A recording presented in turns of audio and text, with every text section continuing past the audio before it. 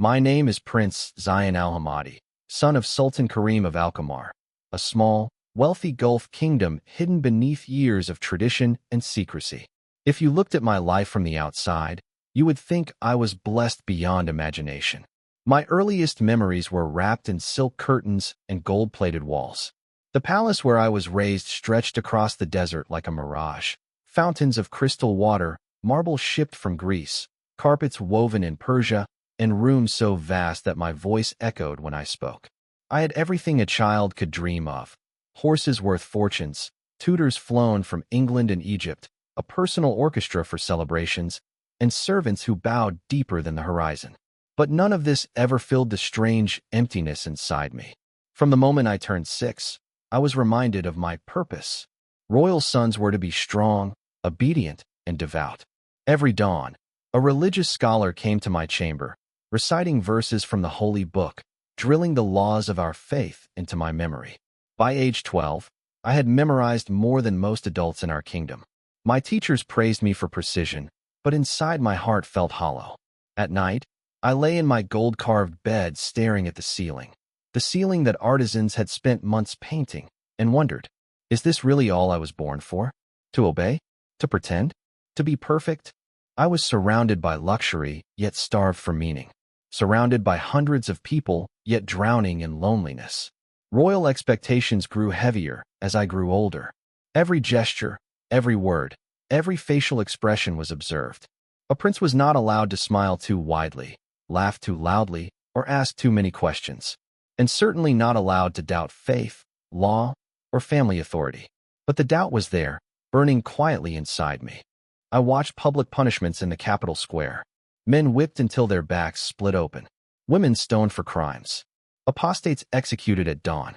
My tutors said this was justice. My heart whispered that it wasn't. Yet asking questions was dangerous. I learned to hide my thoughts behind polite nods and quiet obedience. The palace sparkled with wealth, yet I felt imprisoned in a golden maze. Every door opened for me, yet none led to the freedom I craved. I didn't know that one day, the truth I was searching for would come to me in the most unexpected and forbidden form, and would change my destiny forever. At age 23, I was expected to take on state duties. My father, the Sultan, believed strength meant silence, discipline, and absolute conformity. A prince shows no weakness, he often said. Emotion is for commoners. And so, I learned to hide myself. I wore royal robes tailored with gold thread, attended ceremonies where people kissed my hand, and signed documents I barely understood. But inside, I felt like an actor performing a role I never auditioned for. My siblings had their lives planned easily. My brothers enjoyed power, parties, and influence. My sisters were groomed for strategic marriages. I, on the other hand, was the quiet one, the strange prince who asked too many questions. My father trusted me the least because I didn't fit the mold. Every night, I walked through the palace gardens alone. The moon reflected on the marble floors like a mirror, and I often whispered to myself, why do we exist? Why does faith feel like fear? Why does God feel distant? The more I learned, the more confused I became. Religion was everywhere, yet spiritual warmth was nowhere. People obeyed God but did not love him. They feared hell but never spoke of compassion. They bowed mechanically, prayed mechanically, lived mechanically. And so did I. One night, during a palace banquet, I overheard my uncles discussing marriage alliances for me. Zayyan is nearly useless, one of them muttered. Marriage may discipline him. My future was being treated like livestock arrangement. My heart shrank with every passing day. The palace that once felt grand now felt suffocating. I often escaped to the royal library, the only place where silence was allowed. Thousands of ancient books lined the shelves. But one shelf was always locked: foreign religions and cultures, restricted. I used to glance at it with curiosity, wondering why knowledge was dangerous. I had no idea that this single curiosity would one day lead me to the truth, and to a betrayal that would destroy everything I knew. It happened in December 2017. My father sent me to Spain for a diplomatic summit, partly for political reasons, partly to shape me into a real prince. A royal guard and 2 advisors accompanied me. My movements were monitored, but not as strictly as in Alkamar. In Madrid, we stayed at an old historic hotel near Plaza Mayor. My suite had tall windows, vintage furniture, and a quiet warmth that I had never felt in the palace. The first night, while exploring the room, I noticed a narrow shelf near the bed. One book stood there, small, navy blue, with a golden symbol on the cover. Curiosity made my fingers tremble as I picked it up. It was the Gospel of Luke. My throat tightened. In my country, possession of Christian scripture was punishable by death. Even touching it was considered contamination. I should have put it back. I should have closed the shelf. I should have walked away. But I didn't. My heart pulled me toward it. Something deeper, something invisible. I opened the first page. The words were unlike anything I had ever read. Soft, warm, alive. I came to seek and save the lost. Something broke inside me. I read for hours, ignoring my schedule, forgetting my existence. Jesus was nothing like what I had been taught. He was compassionate, gentle, forgiving. He uplifted the broken, defended the rejected, and loved the sinners. And for the first time in my life, I felt seen. When I read, "Do not be afraid, for I am with you," tears rolled down my face, silently, uncontrollably. I didn't know scriptures could speak to the heart. I didn't know God could feel so close. Before returning home, I hid the little gospel inside the lining of my suitcase. It felt like carrying a flaming secret across borders. When the plane touched down in Alkmaar, I felt both terrified and alive. Little did I know that this small book, this single act of disobedience, would lead me toward truth and toward a storm that would reshape my entire life. The palace felt different after my return, not because it had changed, but because I had. I walked through the gilded halls with a secret burning in my chest. The tiny gospel I smuggled home weighed almost nothing, yet it felt heavier than the crown I was expected to wear one day. I hid it inside a hollow drawer behind old scrolls in my private study, a place no servant dared clean without permission. Every night, when the palace was silent and the desert winds whispered beyond the windows, I locked my chamber door, dimmed the lamps, and took out the forbidden book. I read slowly at first, then hungrily, then desperately. The words cut through my loneliness like sunlight cuts darkness. Verses about mercy, forgiveness, and love stirred emotions I never knew existed. Jesus' compassion toward the broken healed something in me. His gentleness toward women defied everything I had been taught. His love for sinners made me believe that maybe God actually cared about the human heart. For the first time in my life, I prayed freely, not the memorized formulas the scholars drilled into me, but honest whispers from my soul. God, if you are truly this loving, show me. Help me understand. Sometimes I felt warmth flood my chest. Other times I sobbed quietly, afraid the guards might hear me. Days passed. Weeks disappeared. My hidden routine grew bolder. I printed small verses on scraps of paper and tucked them inside my robe during state meetings. I attended royal events with a new sense of calm. For once, I felt like I had a friend, unseen but deeply present. My brothers mocked my quietness as weakness. My father lectured me for lacking ambition. My uncles plotted marriage ties for me, unaware that my heart was already claimed by a truth they considered blasphemous. Yet the more I grew spiritually, the more I felt the noose of cultural oppression tightening around me. I saw the fear in people's eyes as they prayed. I saw women forbidden from speaking their minds. I saw the cruelty disguised as justice. I saw religion used to control rather than free. One night, I realized something impossible. I could no longer pretend. The truth inside me was growing too powerful to hide. But revealing it meant death, a public execution broadcast across the kingdom. I tried to be cautious, careful, invisible, but destiny was already moving toward me, quietly, swiftly, and without mercy. It was April 2018, a warm evening scented with desert jasmine. My older brother, Prince Rahim, invited the family for dinner in his private courtyard. This was unusual for him. He rarely hosted gatherings unless there was a political purpose. I attended reluctantly, hiding the gospel page I had folded into my pocket earlier that day. Rahim watched me throughout the dinner with a strange intensity. Something felt wrong, but I did not know why. After the meal, he asked to speak with me in his office. When we entered, the door clicked behind us, locked. He walked to his desk, opened a drawer, and placed something on the table between us. My heart dropped. It was my gospel, the very one I had hidden so carefully. The room tilted. My throat tightened. My pulse hammered like a drum. Rahim stared at me with a hollow expression. You have brought shame upon our family, he said quietly. Do you understand what this means? I swallowed. Rahim, I can explain. He slammed his fist on the table, making me flinch. Explain what? That you have become a traitor? A kafir? That you carry blasphemy in our father's palace? His voice was full of fury and fear. Fear of scandal, fear of dishonor, fear of what would happen to him if this became public. I didn't abandon God, I whispered. I found him. That only enraged him more. He summoned guards. Within minutes, 5 armed men stormed the room. They bound my hands, tore the gospel page from my pocket, and dragged me through the palace like a criminal. My mother appeared at the top of the stairs, pale, trembling, hands over her mouth. Please, she whispered. Please, Rahim, no. But her voice had no power against the storm that had begun. My father arrived, his eyes colder than the steel of a sword. Zayyan, he said with betrayal dripping from every syllable, you have committed the sin of apostasy. Unless you repent, your blood will wash away your crime. A court of religious judges was summoned immediately, as if they had been waiting for this moment. A simple trial, a simple verdict, a simple punishment.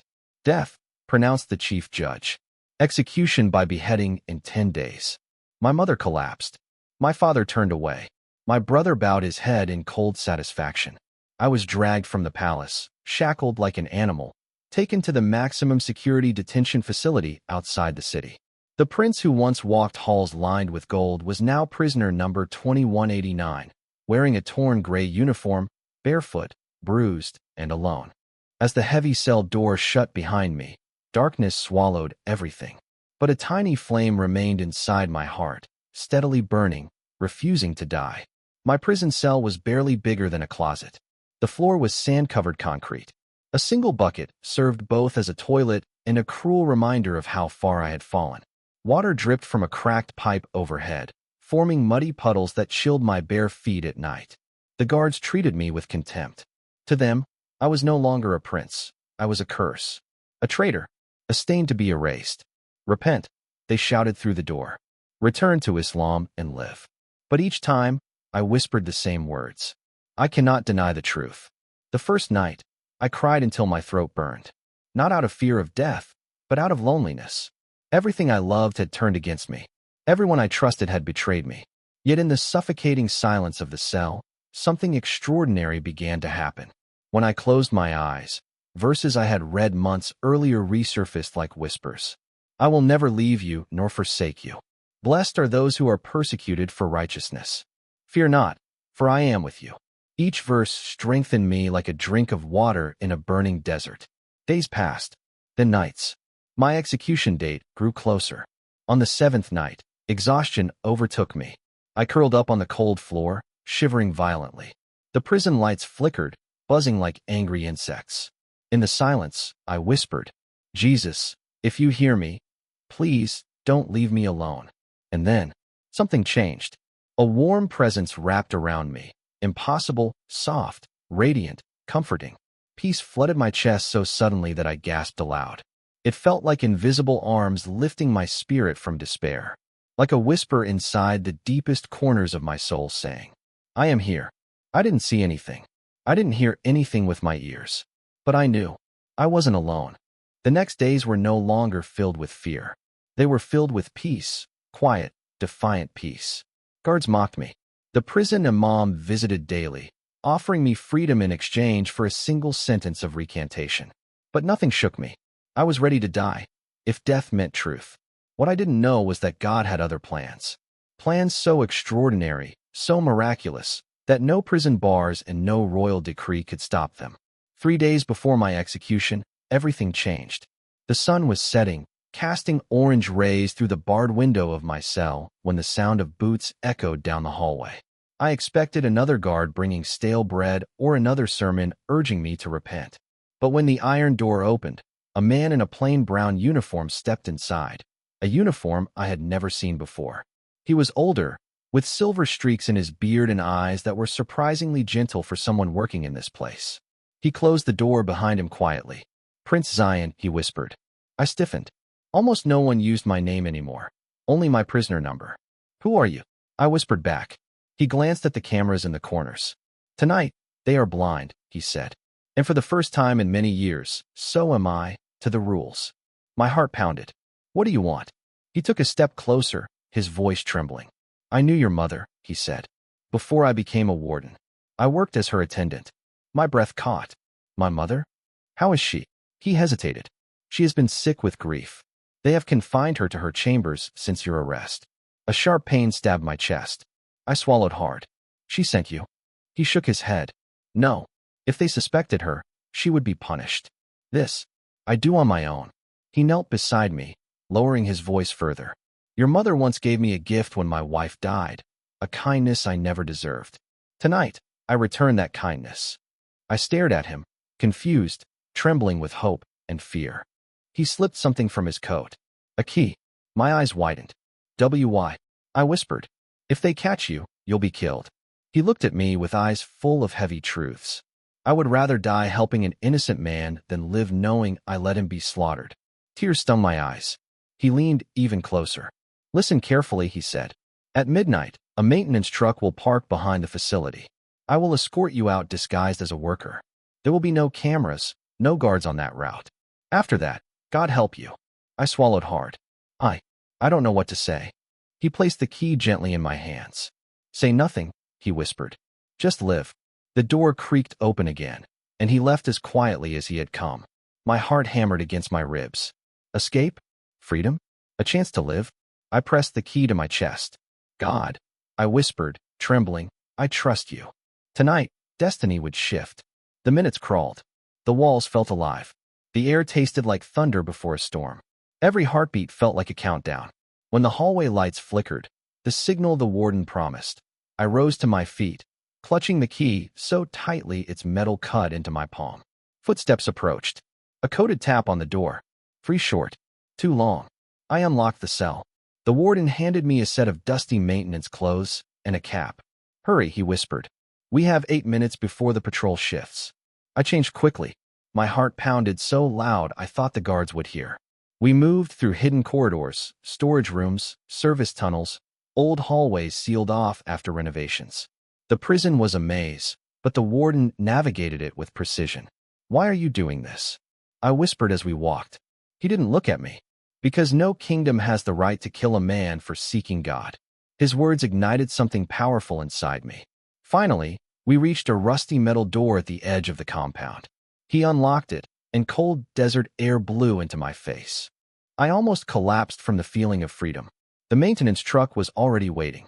The warden handed me a small bag, food, water, and a pair of shoes. You'll have to cross the eastern border, he said. It's the only area weekly guarded. I nodded. He placed a heavy hand on my shoulder. You are no longer a prince, he said softly. Now you are just a man fighting for his life. Fight well. I climbed into the truck. He shut the door. As the engine rumbled to life, a single tear fell down his cheek. Go with God, he whispered. The truck drove into the night, the prison shrinking behind me like a nightmare dissolving at dawn. I was free, but freedom was just the beginning. The journey through the desert felt endless. For days, I walked under blistering sun and freezing nights, hiding from patrol vehicles and drones scanning the sand for runaways. My body ached. My feet blistered. My throat burned from thirst. But every time I wanted to give up, a quiet voice inside whispered, keep going. On the third night, while resting beneath a rocky ridge, headlights appeared in the distance. Fear shot through my veins. I ducked low, ready to run. But instead of military vehicles, a battered white Jeep stopped beside my hiding place. A bearded man stepped out, wearing a simple cross necklace. My breath caught. He raised his hands, showing he was unarmed. You look lost, he said gently, in perfect Arabic. I'm Pastor Elias. My knees weakened. How did you know? He smiled. God leads me where I'm needed. Tears filled my eyes. He gave me water, bread, a blanket, things that felt like treasure. When I told him my story, he listened with tears in his eyes. You are blessed, he said softly. Few survive what you've survived. He smuggled me across the border by night, hiding me among crates filled with medical supplies. We traveled for hours until the sun rose over a foreign land, a land where I was no longer a prince, no longer a prisoner, no longer hunted. I became a refugee, Pastor Elias brought me to a safe house filled with believers from all backgrounds. They welcomed me like family. They prayed with me. They taught me, helped me heal, and gave me a new identity. For the first time in my life, I belonged. Months passed. Wounds faded. Strength returned. I studied scripture with a hunger only a survivor understands. I asked questions. I learned freely. I spoke freely. And one evening, during a small prayer gathering, something inside me shifted again. A deep, powerful conviction filled my heart. A calling so clear it made me tremble. Tell them. Tell the world. Tell the oppressed. Tell the broken. Tell the ones hiding their faith in fear. Tell the ones trapped by culture, violence, and silence. Tell them about the God who saved me, not from suffering, but through it. Pastor Elias placed a gentle hand on my shoulder that same night. Zayyan, he said, God didn't save you just to survive. He saved you to serve. I took a deep breath. I knew he was right. And so, on a quiet morning, surrounded by my new family, I renounced the identity forced upon me and embraced the one God gave me. I was no longer Prince Zayyan, son of a ruthless king. I was Elias Zayyan, servant of a higher kingdom. With my new name came a new purpose: to help others find the same freedom I found, to speak for the voiceless, to carry light into places where I once lived in darkness. The silent prince was gone. A new man stood in his place. A man reborn. A man unafraid. A man called to change the world. Life in the safe house felt like stepping into a new world. No guards. No threats. No fear. Just freedom, a word that tasted strange at first, like something too beautiful to be real. But slowly, I learned to breathe without looking over my shoulder. Elias, the pastor who rescued me, taught me as if I were his own son. Faith, he said, is a fire. The more you share it, the brighter it burns.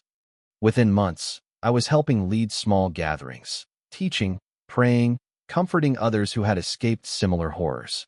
My voice, once used only to recite ritual prayers, now carried hope. Word of my survival quietly spread among underground networks across the region. Refugees and seekers began traveling long distances just to meet the prince who chose Christ over a crown. But with recognition came danger. One evening, a trembling young man arrived at the safe house with urgent news. They know you're alive, he whispered. Your father's intelligence officers are searching across borders. A chill ran down my spine. How? Elias asked. The young man hesitated. A guard, someone who saw you escape, betrayed the story for money. I closed my eyes, breathing slowly. So it had begun. My past, the palace, the bloodline, the dictator father, was reaching for me again. But this time, I was not the frightened, silent prince. I was a son of freedom, someone worth saving, someone worth fighting for. We'll move you, Elias said firmly. There are safe houses farther north. But I surprised myself by shaking my head. No, I whispered. If God saved me, it wasn't so I could keep hiding. Elias looked at me, shocked. I took a deep breath. I want to speak. Publicly. His eyes widened. Zayyan, they will kill you. I met his gaze steadily. They already tried. Silence filled the room, thick as dust in the desert. Then Elias smiled. Not with approval, but with understanding. Then we do it wisely, he said. That night, a new mission began. Not one of survival, but of purpose. We started small, recording videos in a dimly lit room with a curtain behind me. Nothing fancy, no dramatic effects. Just my voice, steady, vulnerable, alive. I shared my story piece by piece. The oppression inside the palace. The forbidden gospel. The trial. The prison. The escape. People were shocked. A prince abandoning the kingdom's religion? Surviving execution?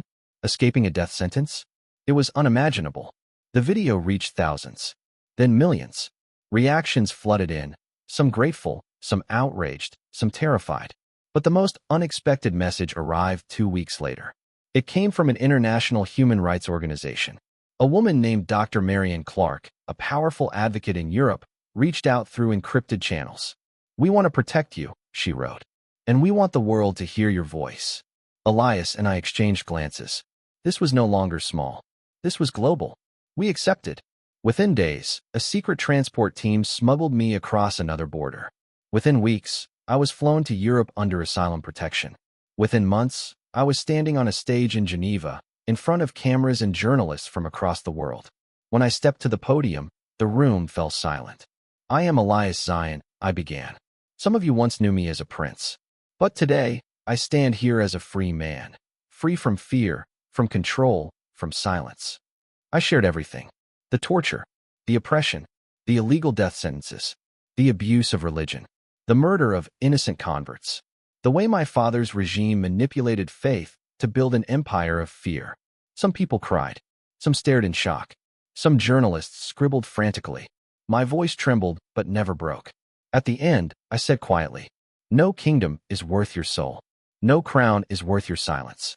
I chose truth over tradition, freedom over fear, God over power, and I would choose it again, even if it cost me my life.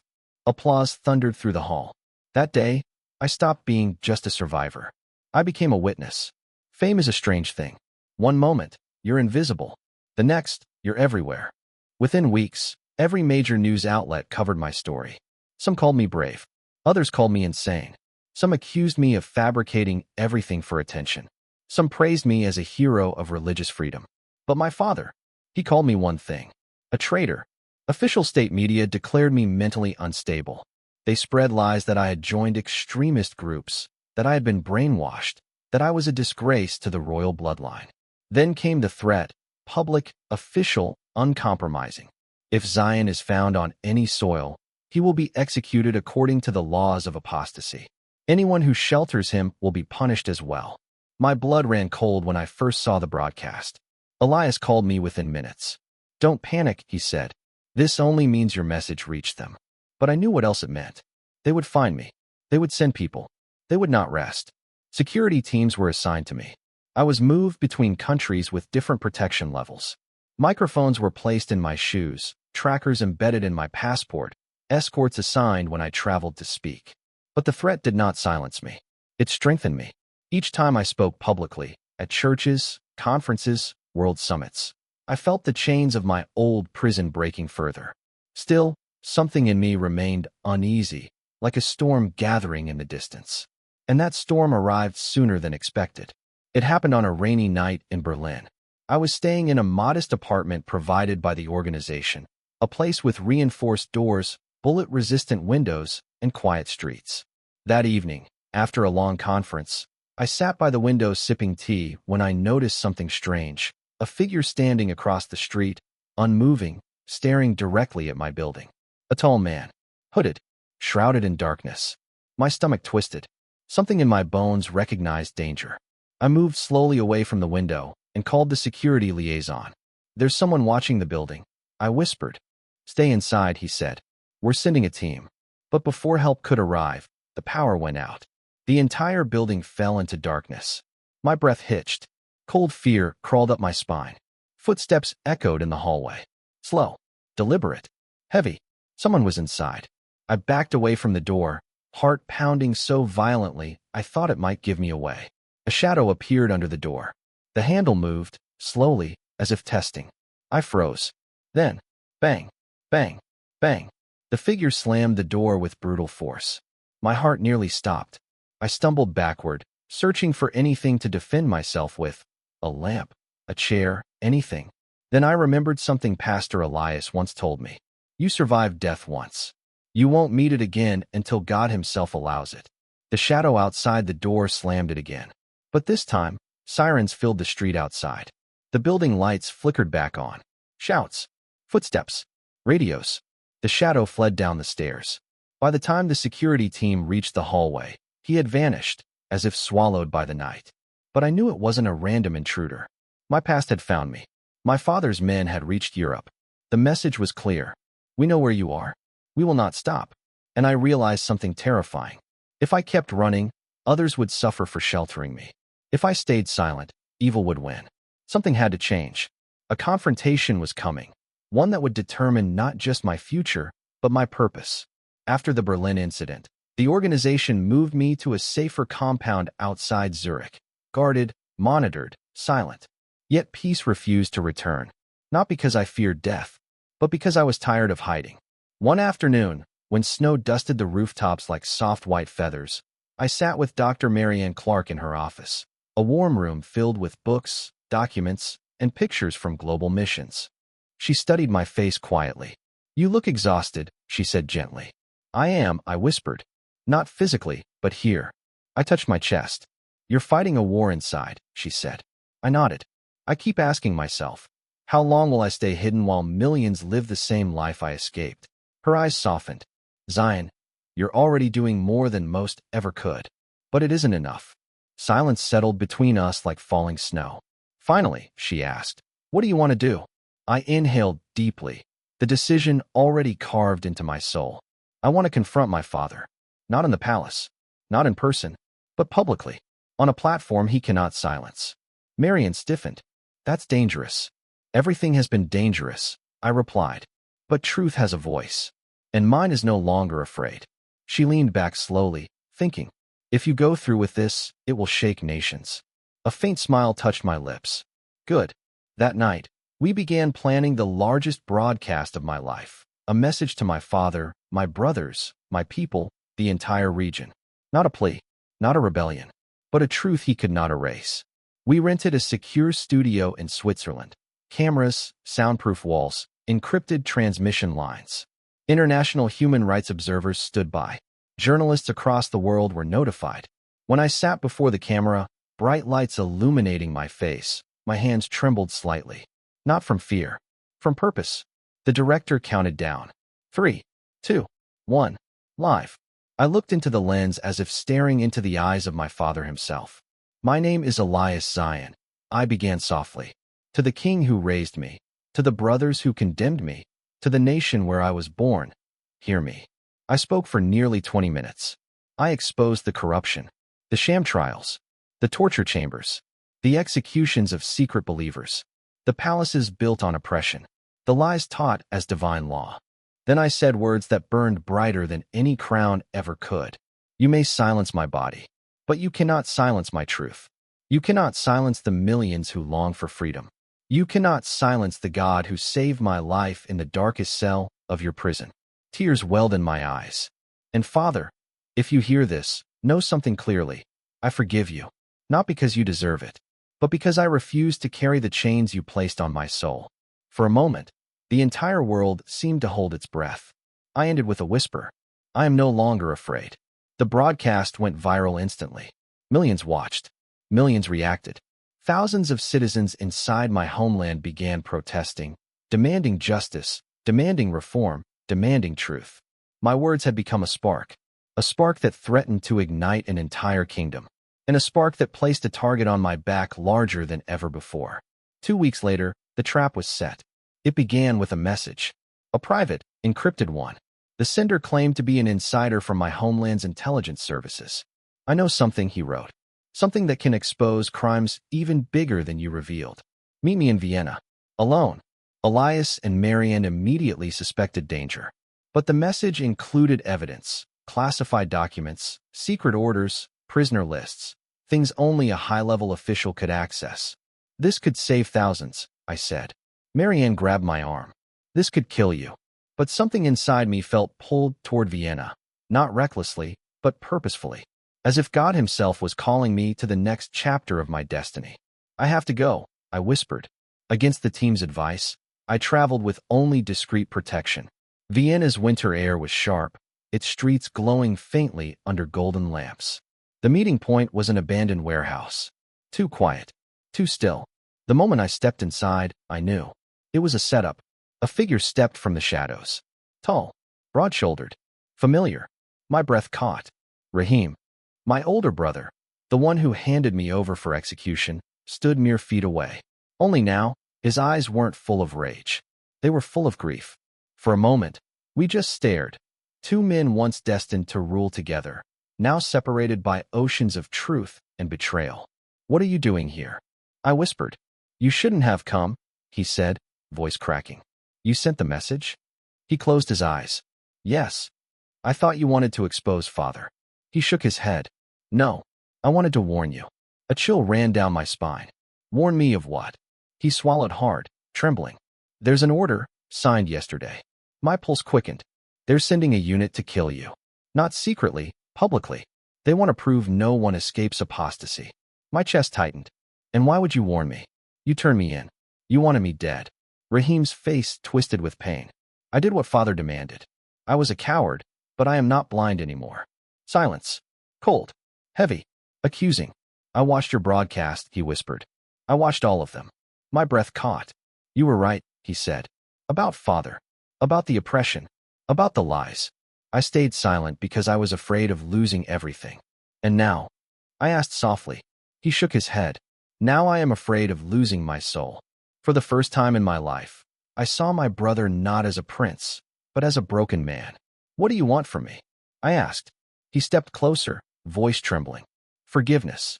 Tears brimmed in my eyes. Rahim, you betrayed me. I know. A tear rolled down his cheek. And yet, you forgave father in front of the world. Can you forgive me too? I looked at him, at the man who almost caused my death, the man who lived in fear, the man who finally found his conscience. I forgave you long ago, I whispered. Rahim collapsed into my arms, sobbing. But the moment shattered. A laser dot appeared on the wall. Then another. Then a third. Snipers. They had followed him. Or maybe he had been their bait as well. Rahim's eyes widened with terror. Run, he whispered. But it was too late. Gunfire exploded. We dove behind crates as bullets tore through the warehouse. Glass shattered. Metal sparked. The air burned with smoke. Rahim shoved me toward the back exit. Go. I won't leave you. You must. They came for you, not me. Tears blurred my vision. Then, a shot rang out. Rahim stumbled, clutching his side, collapsing to the ground. No, I screamed. But he pushed me away with his last strength. Live, brother. The warehouse doors burst open. Guards charged inside. I ran through the back alley, heart splitting open with grief, gunshots echoing behind me. Rahim had saved my life. The brother who once condemned me had died saving me. Sirens blared across Vienna as I sprinted through narrow streets. My breath misted in the freezing air, mixing with smoke rising from the warehouse. Every footstep thudded like a ticking bomb. I ducked through alleys, vaulted over fences, slipped through crowds. The assassins were trained, relentless, moving through the city with terrifying coordination. My lungs burned. My vision blurred. My heart raced. Just when I reached a dead-end street, the killers cornered me. 3 men, black uniforms, silenced weapons raised. For a moment, I accepted death, not in fear, but in peace. I looked at them and whispered, Father, forgive them. Then, a van screeched around the corner. The door slid open. Zayyan, get in. It was Marianne's team. I lunged. Gunfire erupted. Bullets ricocheted off the van. Tires screeched. The world spun. We sped away, leaving smoke and chaos behind. I collapsed inside the vehicle, chest heaving, grief overwhelming me. Rahim, I whispered. Marianne, sitting beside me, grabbed my hand. I'm sorry, she whispered. I'm so sorry. I closed my eyes, tears spilling freely. My brother died a hero, a truth no one in my homeland would ever hear. But I would carry it. I would honor it. And I would not stop. Not now. Not after everything. Not after the blood that had been spilled. My purpose had never been clearer. Weeks later, after recovering physically and emotionally, I stood once again before a camera. Not to expose. Not to attack. Not to defend. But to honor. My brother died trying to save my life. I began, voice steady though grief trembled beneath it. Not all who appear to be enemies are truly lost. Some are prisoners of fear. Some are victims of the same oppression they uphold. I took a slow breath. I will continue my mission, but not with hate. With truth. With love. With forgiveness. I looked into the camera deeply, as if speaking to every broken heart in the world. I am no longer the silent prince. I am no longer a fugitive. I am no longer afraid. A faint smile touched my lips. I am a witness, and I will speak until my last breath, not to condemn a nation, but to free it. The light above the camera blinked. End recording. Outside the studio, snow began falling gently, quiet, soft, peaceful. A world away, a kingdom trembled. And in that moment, I understood. My story wasn't about a prince losing his crown. It was about a man finding his calling. A calling that no king, no prison, no assassin could ever silence.